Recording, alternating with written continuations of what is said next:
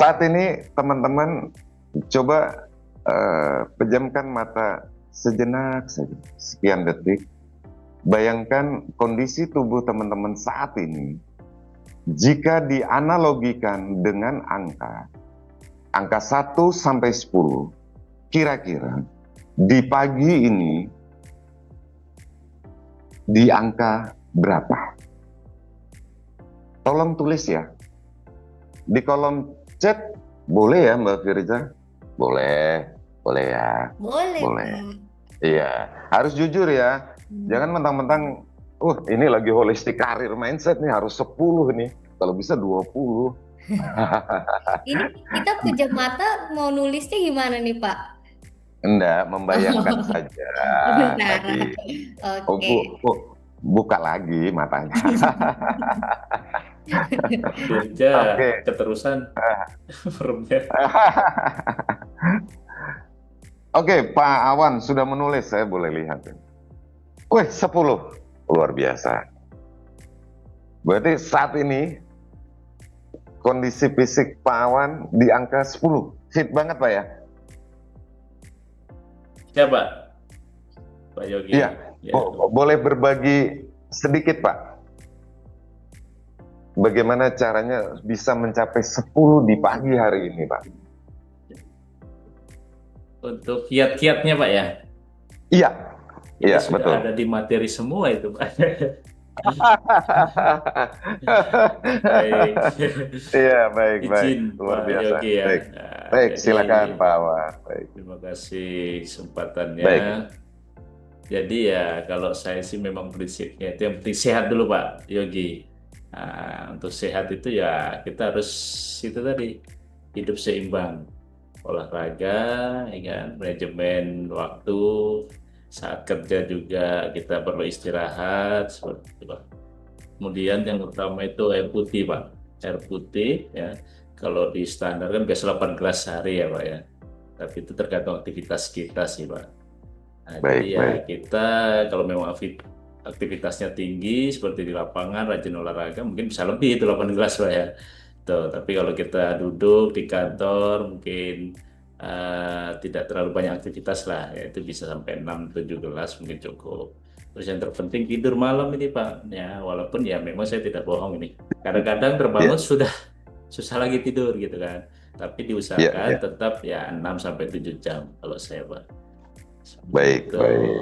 Pak Yogi. Iya, baik. Luar biasa Pak Awan. Terima kasih tips-tipsnya, kiat-kiatnya ya Pak ya. Ya, seperti itu sih Pak. Baik, Iya. baik, baik, baik Pak Awan. Baik. Oke, cukup. Baik, terima kasih Pak Awan.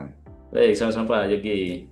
Ya, Mbak Dian Cantika, bisa dibuka mic-nya Mbak Dian supaya kita lebih komunikatif lagi. Mbak Dian, ada Mbak Dian? Mbak Dian Cantika. Ada kok, Pak. Oh, Ada baik. apa terkendala? Oh, tidak ya. Oh, iya, Mbak Dian di angka 8. Bisa berbagi seperti Pak Awan tadi, Mbak Dian, tips-tipsnya, kiat-kiatnya mencapai Mbak angka Dian, untuk 8. suaranya apa tidak terdengar sampai sini, Mbak? Halo Mbak Dian. Mbak Dian. Sepertinya belum tercolok itu headsetnya. Kayaknya nggak Halo. bisa mic-nya, Pak. Oh iya. Ah ya udah. Itu kedengaran. Sudah ya, Pak ya? Iya. Maaf Mbak Dian nanya dulu, ini nama panjangnya Dian Cantika Quinisi atau SHE? Ini Pak, sorry. S- Divisi. SHE. Iya. Divisi. Baik. Oh, saya pikir sudah wanita cantik, kemudian ada si, iya kan? Baik, silakan Mbak Dian berbagi tipsnya Mbak Dian. Kalau misalnya Dian sih Pak, lebih ke lingkungan kerja sih yang buat Dian lumayan optimal sama perasaan Dian ya Pak ya. Emosional Baik, juga, baik, baik. kayak gitu sih Pak. Habis itu juga mengawali hari dengan sarapan yang cukup seperti telur Iya, rebus iya, dan itu juga lumayan buat Cantika ngerasa optimal sama diri kita iya. Cantika. Iya, Mbak Dian kerja di kota atau di Di pedalaman Pak, Karyangau. Karyangau? Iya Pak, Karyangau. Oh, Karyangau mah belum pedalaman atuh.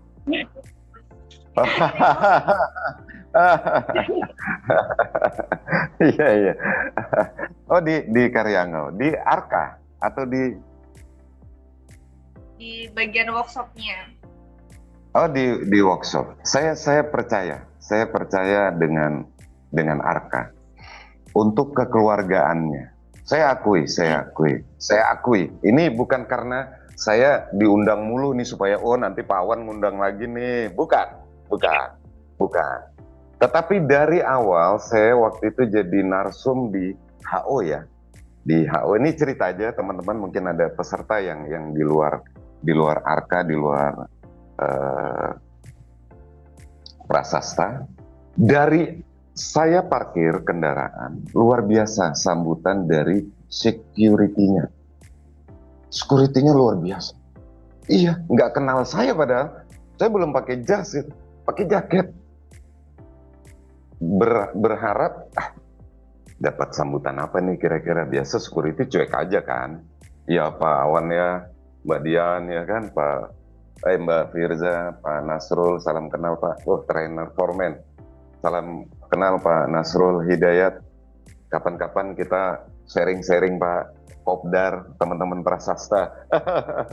Iya, jadi luar biasa memang. Dan dari proyek manapun itu bisa kenal semua.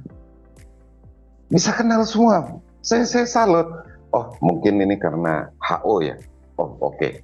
Nah, kemarin saya berkesempatan ngisi di Arka BO, Branch Office Jakarta. Iya.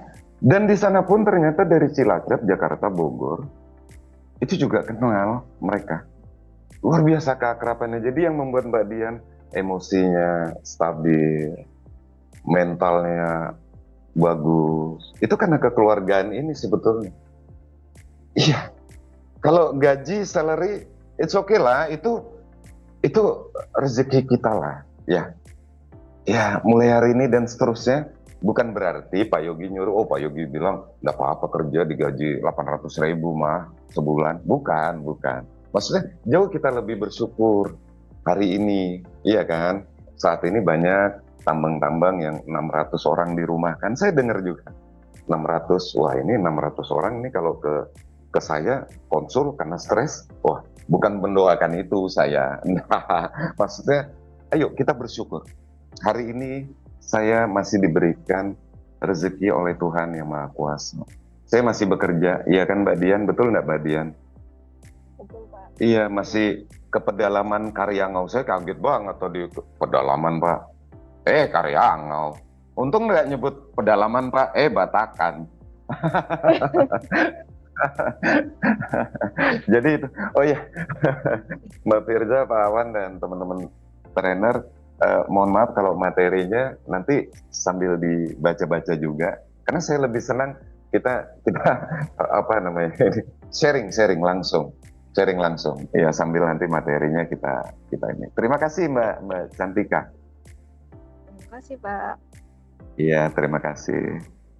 Lanjut ke materi ya Mbak. Boleh, Pak.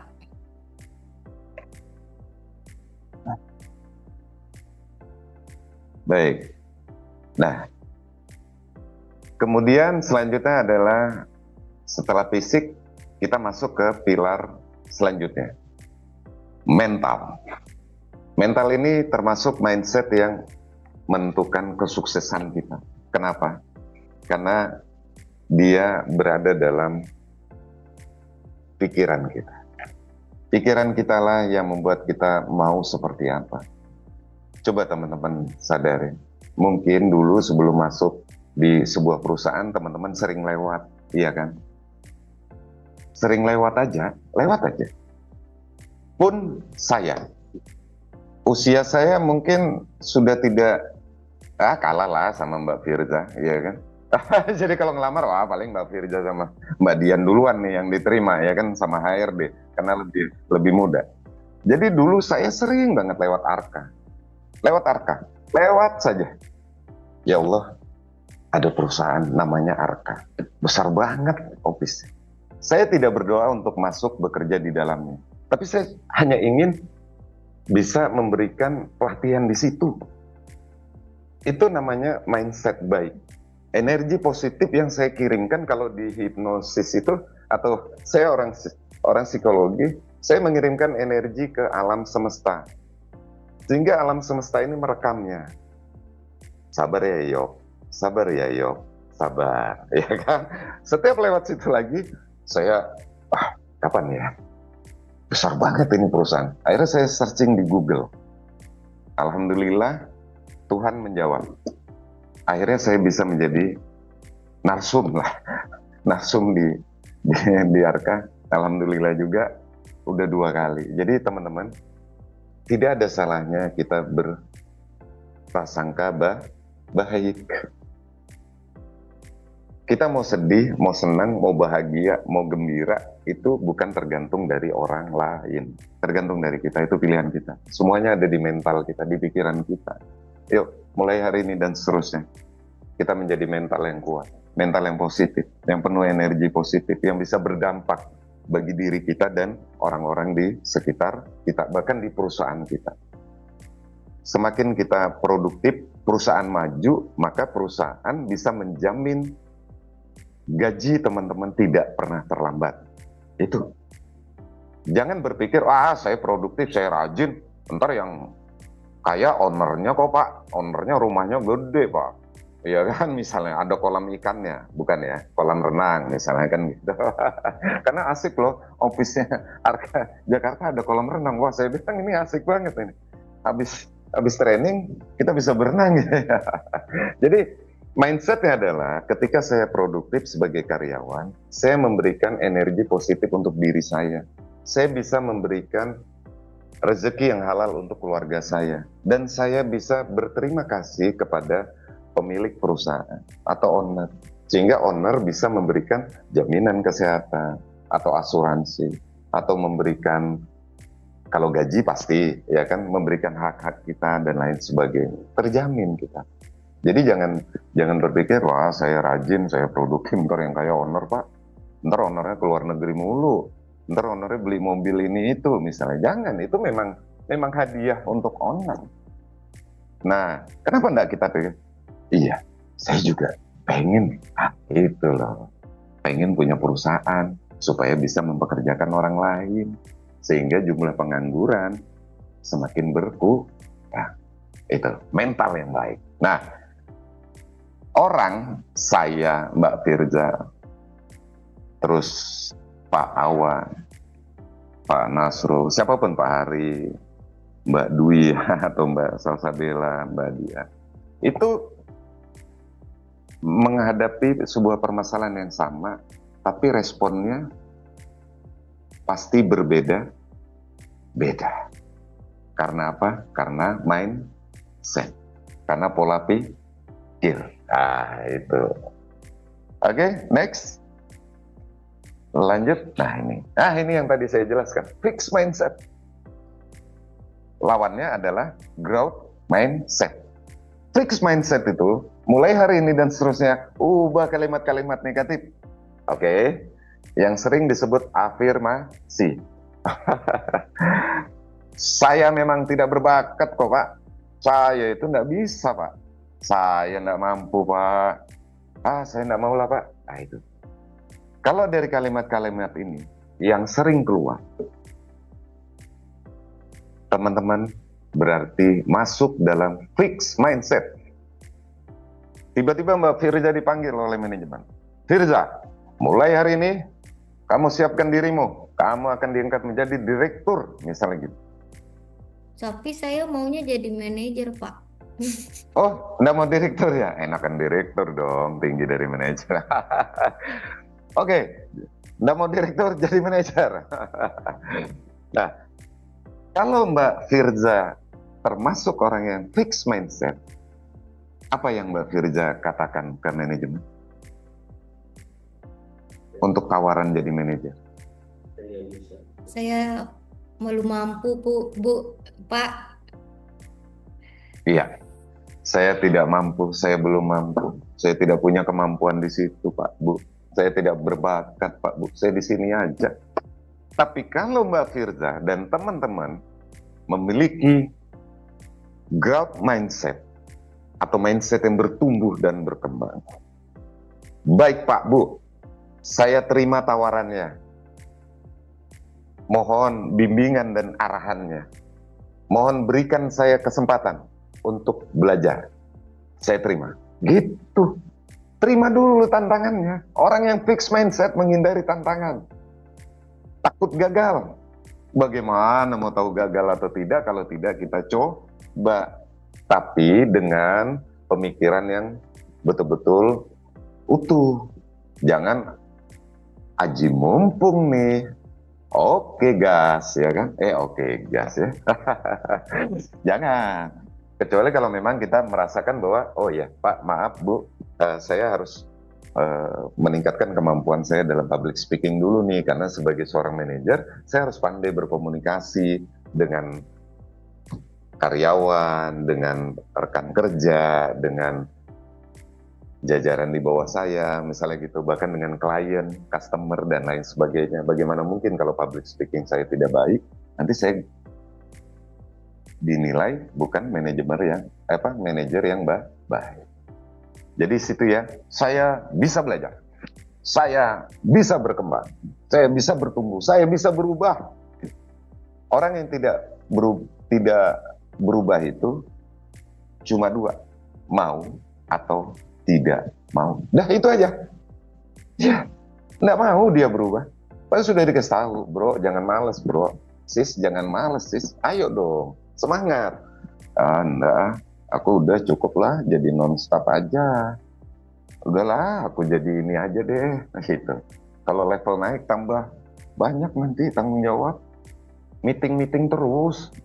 Tiap hari, daily meeting, weekly meeting, ya kan? Itu bahkan malam-malam di WA lagi sama pimpinan misalnya gitu. Oke, sampai sini paham ya? Fix dan growth. Ayo, mulai hari ini pilih mau jadi fixed mindset atau berubah menjadi growth mindset. Next, Mbak. Nah, ini yang tadi saya bilang, takut gagal. Jadi ditawarin jadi manajer, nggak mau. Ditawari jadi foreman, nggak mau. Ada kesempatan jadi staff, nggak mau, misalnya begitu. Atau ditawarkan ke divisi lain, nggak mau. Padahal ternyata di situ tempatnya dia untuk bertumbuh dan berkembang. Takut dikritik, ayo tanyain dalam diri sendiri. Teman-teman lebih suka dipuji atau dikritik? Dipuji tentunya. Oh, kalau itu saya juga mau. Jadi seperti itu. Kebanyakan dari kita takut dikritik.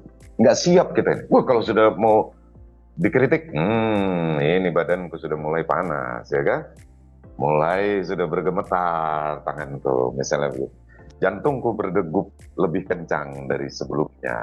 Itu sudah. Pikirannya, awas kamu ya kritiknya, awas kamu nanti ya, nggak kuajak lagi kamu ngumpul, coba lihat aja. Itu. Jadi jangan takut. Orang yang takut dikritik itu sulit berkembang. Jangan takut. Jangan takut.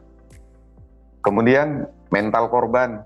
Nah ini tadi yang saya jelaskan. Menyalahkan keadaan, menyalahkan orang lain, menyalahkan si A, si B, menyalahkan anu, ini, ina, inu, misalnya gitu. Nah itu, mental korban. Apa namanya Mbak? Playing victim. Iya, Seolah-olah dia korban malu, padahal sudah dikasih kesempatan berulang kali oleh perusahaan, dia yang nggak mau. Tapi di luar dia ngomongnya, weh nggak pernah dikasih kesempatan aku di perusahaan.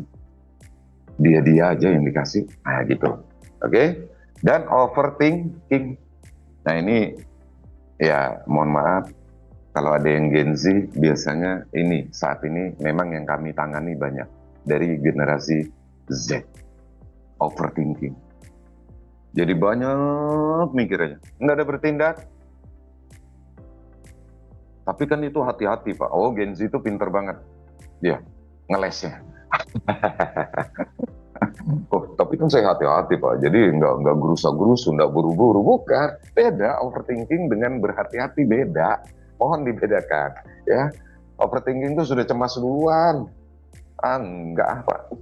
Saya nggak bisa nanti Pak kalau di jabatan itu. Saya nggak mau Pak di posisi itu. Nyaman di sini aja saya Pak. Nah itu overthinking. Bahkan terhadap orang lain. Berbahaya ya. Karena sering kita tidak benar apa yang kita pikirkan. Apalagi terhadap orang lain. Kemudian tentunya mental instan saat ini tidak bisa disalahkan. Yang tadi saya bilang. Brain rot kita scroll semuanya serba instan. Pengen cari jawaban dulu zaman dulu sebelum ada HP, gadget dan AI, kita cari dulu tuh buku, cari dulu tuh majalah, tabloid, beli koran misalnya gitu untuk mencari sebuah informasi. Kalau sekarang enggak. Sehingga mental kita menjadi mental yang instan. Pengen hasil yang cepat. Iya, banyak yang konsultasi ke saya, Pak, saya mau konsultasi dengan Pak Yogi. Selesai konsultasi, saya menjadi pribadi yang baik. Langsung pengennya instan, padahal tergantung dari permasalahan mental yang dia alami. Seberapa berat dia mengalami peristiwa tersebut. Seberapa lama dia mengalami peristiwa tersebut. Jadi ubah mental instan ini. Oke, next. Nah, mental tangguh itu kemampuan bangkit kembali setelah mengalami beberapa peristiwa, misalnya kegagalan. Orang yang gagal, kalau mentalnya tangguh, dia sedih sebentar, iya kan, merenungi apa yang kurang tepat kemarin saya, sehingga saya gagal. Pelajarin, kemudian dia coba lagi. Pelajari, dia coba lagi. Evaluasi lagi, dia belajar lagi. Dia praktekkan lagi. Sampai dia mencapai keberhasilan dan dipertahankan kemudian dikembangkan. Adanya tekanan ini. Jadi begitu dipressure oleh pimpinan, begitu dipressure oleh keadaan, begitu dipressure oleh orang tua, begitu dipressure oleh pasangan, suami, istri atau pacar ya. Mental tangguh, bangkit ya kan, jangan baper. Ya, nanti ditegur leadernya baper. Nggak asik, nah gitu, yang sering viral di medsos. Nggak asik, toksik tuh lingkungannya, resign aja, nah gitu ya. Yang disalahkan lingkungannya toksik, padahal begitu ke kami buka nih. Ternyata saya Pak Yogi yang toksik, ternyata saya yang baperan, ternyata sih itulah. Ayolah, kita mulai hari ini dan seterusnya belajar untuk bercermin dulu. Mana nih yang kurang rapi? Kacamataku miring. Rambutku banyak uban. Ya memang banyak uban sih. Kurang rapi kancing bajuku. Nah itu maksudnya pribadi mana sih yang harus saya perbaiki. Nah kemudian tangguh, bangkit lagi ketika menghadapi konflik. Konflik di perusahaan itu pasti ada. Tidak bisa kita hindari, namun bisa kita kelola dengan baik. Mau dibikin ribut? Bisa. Mau dibikin damai? Bisa. Pilihannya ada di kita. Mau sampai kapan orang kita satu atap, tiap hari ketemu, ya kan? Masa mau ngerundel terus? Tirja ini nggak asik banget, misalnya gitu. Ya kan? Mental kita akan terganggu, emosi kita pasti akan terganggu. Nah, formula mental tangguh itu, peristiwa itu tidak sama dengan kehancuran. Maksudnya peristiwa yang membuat kita gagal, membuat kita sakit hati, membuat kita baper, itu bukan kehancuran. Peristiwa ditambah respon kita akan membuahkan hasil. Oke. Next, Mbak. Nah, teknik reframingnya, target saya terlalu berat, misalnya seperti itu. Masalah saya terlalu berat. Nah, apa yang saya bisa pelajari dari permasalahan yang saya hadapi ini? Gitu. Jangan dibalik, misalnya, berat banget masalah tuh. Ya udah, itu akan direkam, disimpan di alam bawah sadar. Akhirnya yang muncul kalimat apa? Berat, berat, berat. Terus itu. Nggak bisa, nggak mampu. Nggak akan bisa kok. Nggak akan bisa melalui ini semua dan lain sebagainya. Jadi hati-hati dengan pola pikir kita, hati-hati dengan pikiran kita, hati-hati dengan mindset kita. Sadari bahwa itu akan mempengaruhi kehidupan kita. Nah, kalau mentalitas kita profesional dalam dunia kerja, itu biasanya kita fokus pada solusi. Ketika ada konflik, ketika ada beban pekerjaan, dan tanggung jawab. Kemudian pasti evaluasi dan perbaikan-perbaikan secara berkala dan berkelanjutan terus. Tidak ada manusia yang sempurna. Bahkan senior 15 tahun, 20 tahun pasti akan melakukan sebuah kesalahan dalam bekerja. Tapi karena sudah mentalnya terbentuk, karena dia sudah memiliki pengalaman, jadi bisa mengatasi semuanya dengan baik. Next. Nah, kita sudah masuk ke pilar ketiga, emosional. Pernah pasti teman-teman mendengar EQ, emotional quotient, kecerdasan emosi. Dulu adanya IQ, hanya intelligence saja, ya kan? Hanya orang yang pintar dalam akademik, itulah orang yang sukses. Ternyata tidak. Emosi juga mempengaruhi. Nah, ini saya juga pelajari dalam diri saya dan teman-teman saya. Banyak orang kehilangan pekerjaan bukan karena kompetensi, tapi karena gagal mengelola emosi. Akhiran sih. Jadi sering, karena tidak bisa mengontrol emosinya, selalu merendahkan orang lain, selalu marah-marah, misalnya begitu. Tidak akan lama di perusahaan, sekalipun dekat, sekalipun dengan manajemen, misalnya begitu. Tidak akan lama. Karena apa? Karena emosi ini akan mempengaruhi dinamika kerja, akan mempengaruhi sebuah organisasi. Jadi kita harus mampu mengelola emosi. Ini emosi yang sering muncul di pekerjaan atau di kehidupan sehari-hari. Marah, kecewa, cemas, takut, iri, kemudian frustasi. Ya, ini hati-hati. Ya, terutama kalau marah, terutama kalau kecewa. Karena saat ini luar biasa gangguan kejiwaan yang saat ini terjadi. Tidak mengenal usia. Bahkan anak SD pun sudah banyak yang mengakhiri hidupnya.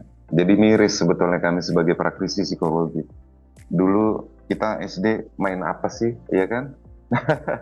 Masih ya main tanah, main pasir, masuk got, ya kan? Dan lain sebagainya. Kenapa? Anak-anak SD banyak juga data-data yang kami kumpulkan yang menyakiti dirinya, ya kan? Sampai mengakhiri hidup. Yuk, mulai hari ini dan seterusnya kita jauh lebih care, jauh lebih aware terhadap kondisi 5 pilar dalam diri kita.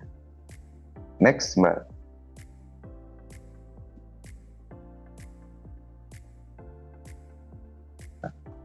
Emotional quotient ini adalah kemampuan kita untuk mengenali emosi.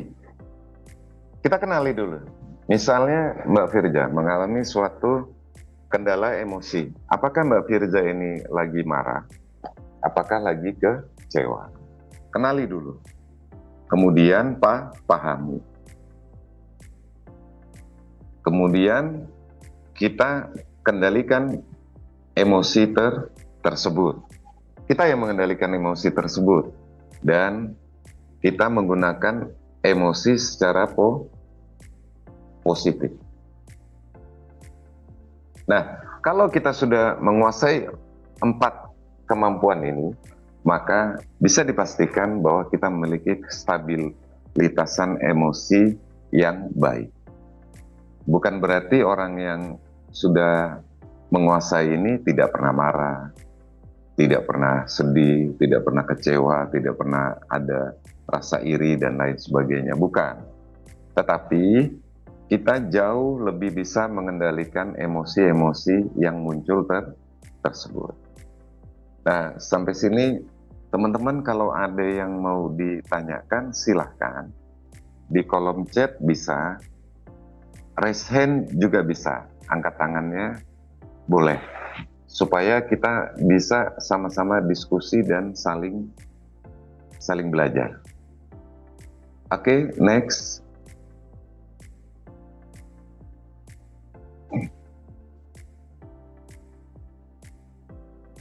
Oke, 5 komponennya adalah self-awareness, self-regulation, motivation, empathy, dan social skill. Nah, dari kelima komponen ini, teman-teman boleh jawab dengan jujur di chat. Kira-kira saat ini fenomena apa yang terjadi di masyarakat kita atau di dalam diri kita? Di antara 5 ini, mana yang kurang kita kuasai? Boleh di chat, boleh. Silakan, jadi kita bisa diskusi.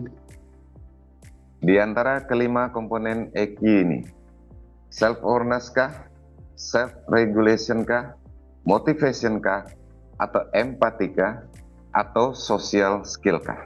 Silakan ditulis.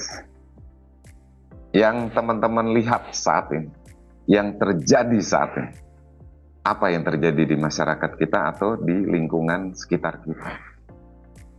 Mana yang kurang? Boleh yang mau langsung jawab, boleh. Jadi kita interaktif. Pak, saya Pak mau jawab langsung. Enak. Silakan.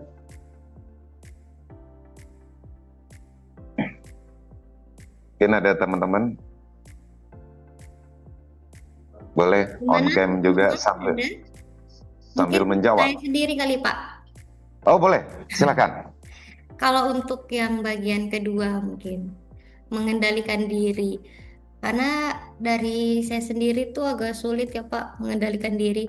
Mau itu pikiran, kondisi fisik. Karena biasanya saya kalau misalnya ada kegiatan atau disuruh jadi kayak pemateri ini aja, saya awalnya tuh nggak bisa ngendalin diri. Jadi saya ngerasa aduh saya belum berani nih. Tapi ternyata pas saya jalanin, oh ternyata saya Berani. bisa kok. Iya. Tapi saya selalu overthinking dulu Pak. Gitu. Jadi itu bagaimana ya kira-kira kalau misalnya kita mau menyingkirkan pikiran-pikiran yang buruk itu Pak? Baik. Tapi saat ini enjoy aja kan Mbak?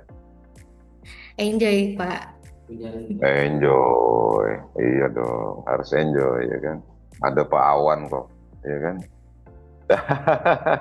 Nanti dibimbing sama Pak Awan bagaimana caranya mengendalikan emosi supaya lebih stabil.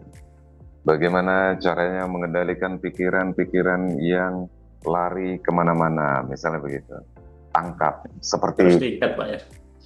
Iya, seperti awan di langit ya Pak Awan. Siap. Iya kan? Ya Pak Yogi. Mungkin langsung Mungkin dari ada praktisinya Pak Pir, dia butuh jawabannya ini Pak. Wih, jangan dong dari Pak Awan atau suaranya Pak Nasrul saya belum dengar ya Pak. Pak Nasrul, bisakah memberikan statement sedikit aja Pak? 100 kalimat Pak. Bolehkah Pak Nasrul? Halo semuanya, izin Pak mungkin sedikit memberikan statement terkait pernyataan dari Pirja. Mungkin solusinya biasanya kita sebut itu kepanikan berlebih biasanya. Baik. Biasanya salah satu untuk mengendalikan hal tersebut, biasanya kita duduk tenang dulu, atur ritme napas terutama. Nah, sebelum nantinya kita ingin melakukan atau mencoba sesuatu yang mana arahan tersebut sebelumnya dapat membuat kita panik. Solusinya di situ dulu. Jadi lebih ke pengendalian diri. Pengendalian dirinya berupa apa? Kita tenangkan diri dulu dengan ritme atur napas sampai sekiranya semua sudah satu ritme baru kita lakukan. Karena biasanya itu pengendalian diri, outputnya itu salah satu efeknya ya mood swing itu Pak. Seperti itu, gitu sih Pak Yogi dari saya. Baik, baik. Luar biasa, Pak Nasrul. Pak Nasrul ini praktisi juga ya, Pak?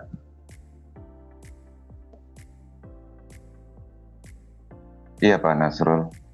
Saya trainer Pak di Prasasta. Backgroundnya, Pak?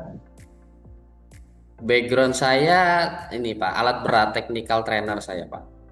Baik, luar biasa. Berarti Pak Nasrul sudah memberikan kiat-kiat atau tips yang memang harus kita lakukan di awal, Mbak Firza. Jadi napas itu luar biasa jika kita bisa mengaturnya dengan baik.